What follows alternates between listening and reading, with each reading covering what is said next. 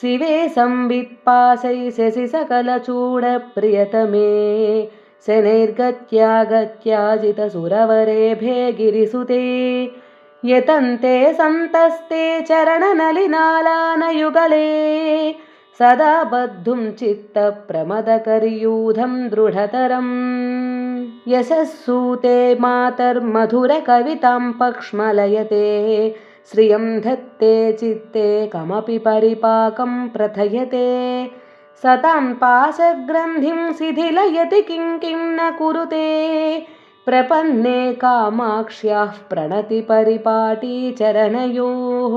मनीषां माहेन्द्रीं ककुभमिव ते कामपि दशां प्रधत्ते कामाक्ष्याश्चरणतरुणादित्यकिरणः यदीये सम्पर्के धृतरसमरन्दा कवयता परिपाकं धत्ते परिमलवती सूक्तिनलिनी पुरा मारारातिः पुरमजयदम्बस्तव शतैः प्रसन्नायां सत्यां त्वयि तुहिनशैलेन्द्रतनये अतस्ते कामाक्षि स्फुरतु तरसा कालसमये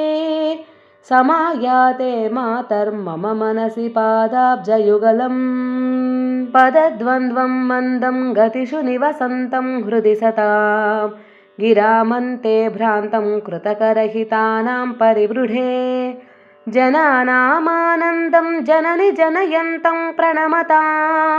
त्वदीयं कामाक्षि प्रतिदिनमहं नौमि विमलम् इदं यः कामाक्ष्याश्चरणनलिनस्तोत्रशतकं